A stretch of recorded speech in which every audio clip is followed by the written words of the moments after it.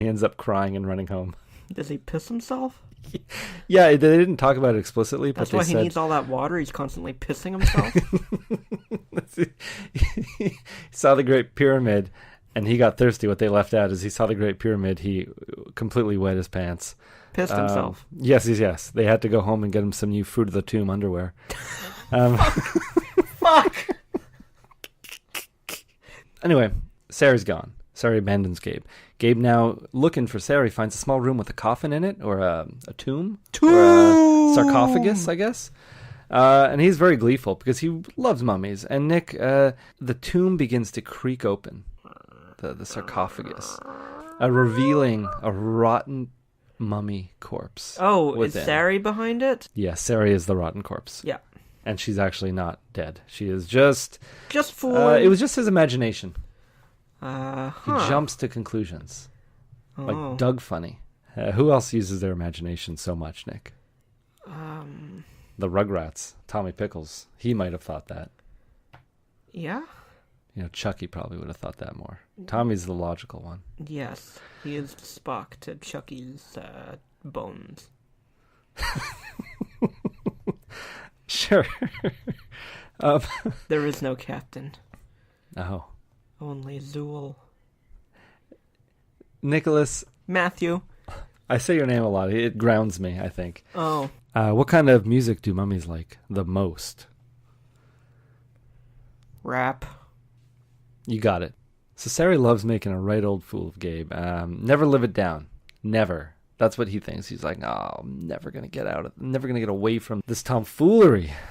He's very self-conscious. And it's his cousin, No Yes, cousin. he's all wrapped up in himself. Yes. There's no cousin love going on here. Mutual love. I would hope not. Platonic. This isn't...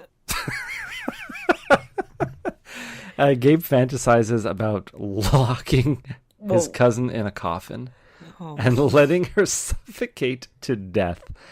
This is what Gabe thinks about.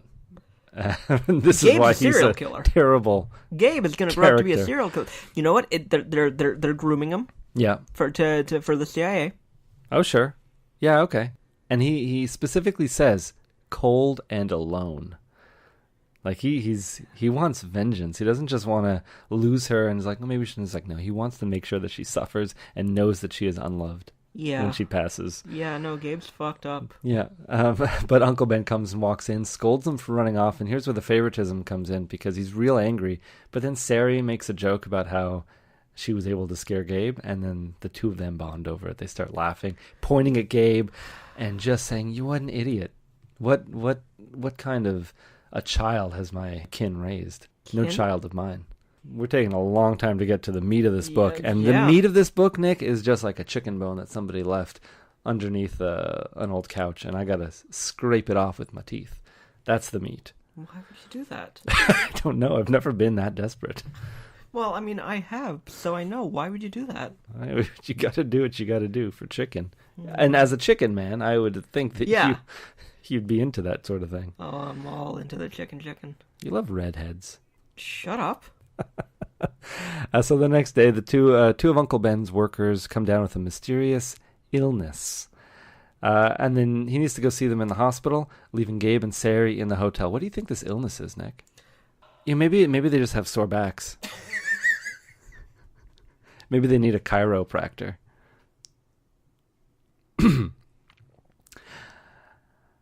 So he has to leave them alone in the hotel, like I said, Nick. And as soon as he leaves, Gabe tries to impress Sari once again by suggesting they go sneak out and go to a museum. Because that's what all the rebels do. I think that's what James Dean used to do to impress the ladies. Well, no, he would bring them up to the Griffith Park.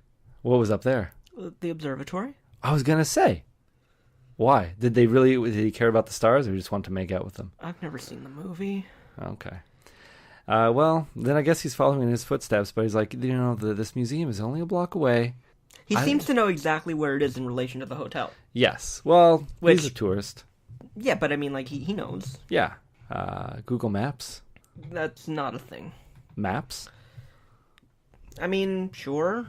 Greg delights himself now in grossing out Sari, talking about how they prepare a body for mummification. He thinks that this is just the bee's knees. I'm going to talk about removing people's brains from their noses. I'm going to talk about removing hearts and what do they? They must fill the body with something. Sawdust. Sawdust. Okay.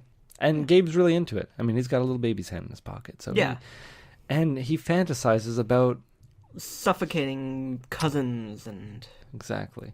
And it's weird that Sary's not into this. I mean, I thought Sary being into her what her father does would at least understand how mummies are prepared. I think she knows, but she's just like, oh, just let him feel good about himself. That's all he has. Doesn't even have a Super Nintendo. Doesn't even have a Game Boy. Oh, fucking loser. While they're in the museum, they notice Ahmed. He's the guy they met in the pyramid, the one who's real freaked out about the curses and stuff. And he's starting to come after them. And so they run away.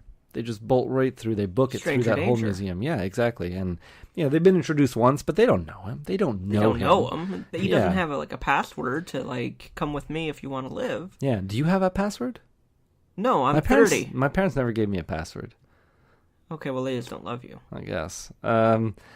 Anyway, Ahmed chases them down and eventually corners them near some exhibit. He says, Uncle Bean... Uncle Bean! Uncle Ben needs to see them right away. And they're like, oh, well, this seems important. The urgency in the matter seems like something we should tend to. Like, let's just hop in the car with this guy. No, they get abducted. Yeah, they do.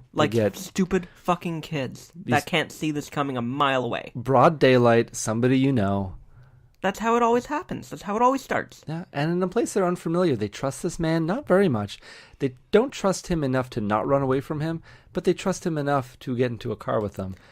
It seems very contradictory. And drive the wrong way. Yeah, well, that's how you know. Because they're saying, we're going to go back to the hotel. And be like, well, hotel's the other way. And he's like, I know a shortcut. Which way you going, Pam? Yeah. Right. Oh, that's a shame. Why? Well, there was a 50-50 chance of you going right, and if, it was going to be a while before he got scared, but unfortunately now you're going to have to get scared immediately. Yeah, even that would have been better. Instead, he just stays silent. Yeah. And that's even more unnerving. And so they jump out of the car. They jump out of the car, and that's, Gabe's, parents have trained him at such a young age to all these things, not to get into the car with the person in the first place, but how to escape the car.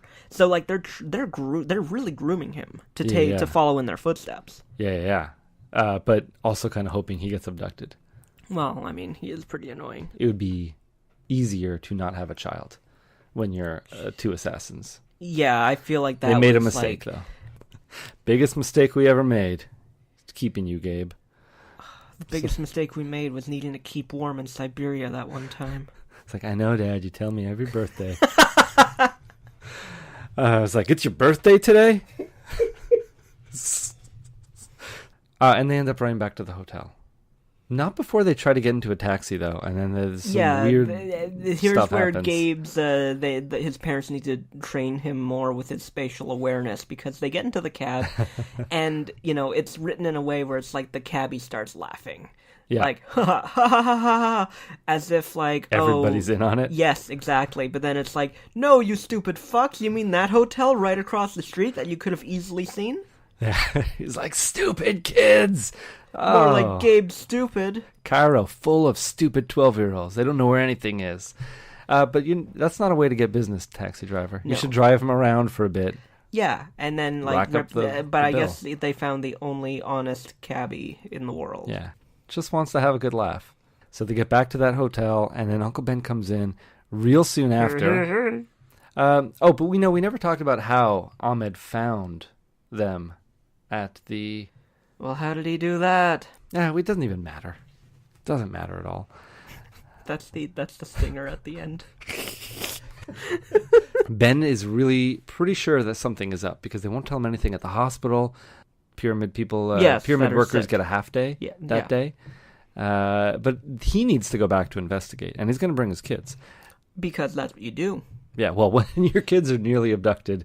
You keep them close. Keep them on a leash. In sight, I'd say. I'd say get those things that wrap around the arms of the, handcuffs? No, how you have like a hand strap? Oh, like what a dominatrix would have? Yep, that's what I mean, like a dominatrix would have, Matthew. Well, I don't know what Ben gets into on his off time, but I feel like he's real into pyramids. I don't know if he has much time for fetishes. What if pyramids are his fetish?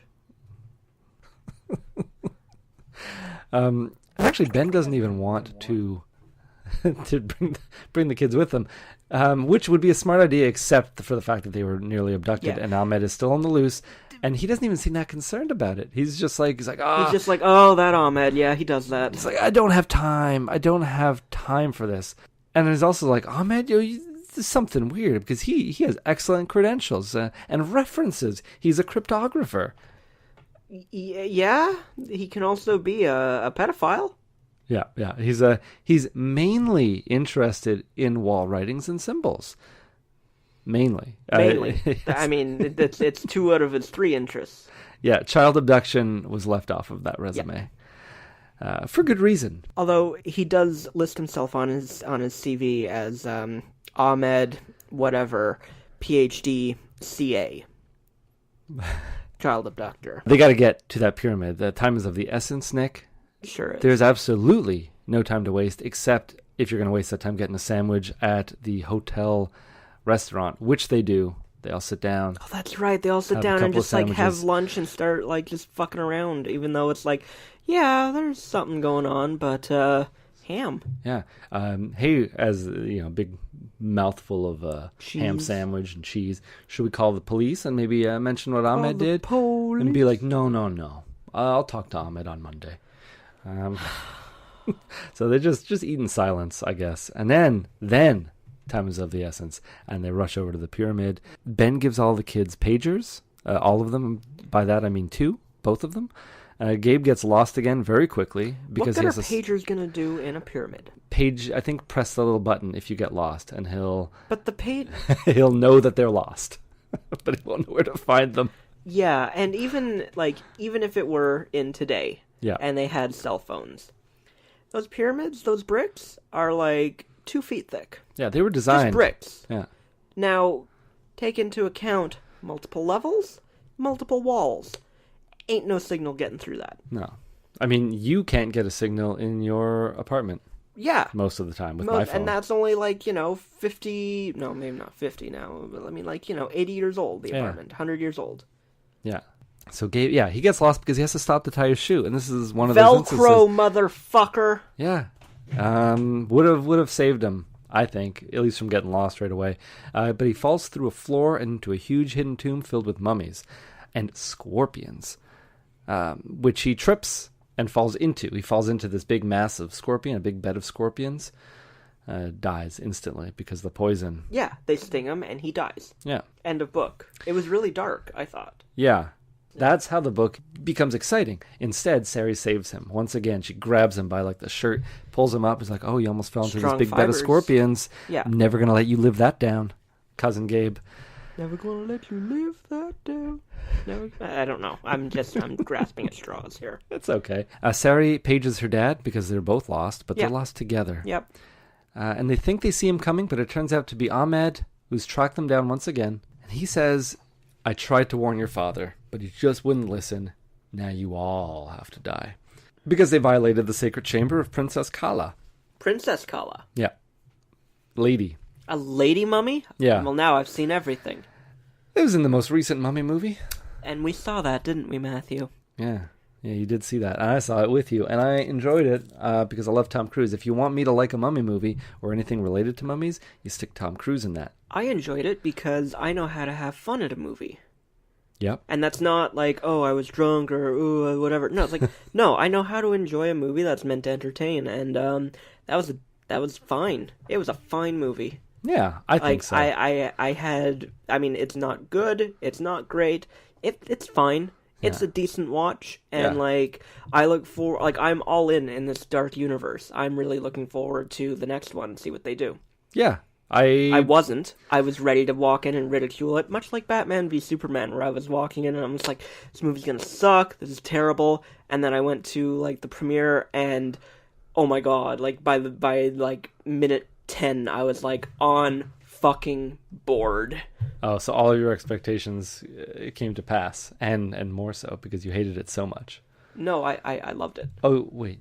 I love Batman Oh, I thought you said I'm bored. You No, were I'm on board. I'm on board with like Ben Affleck as Batman running through the streets of Metropolis. Sure, yeah.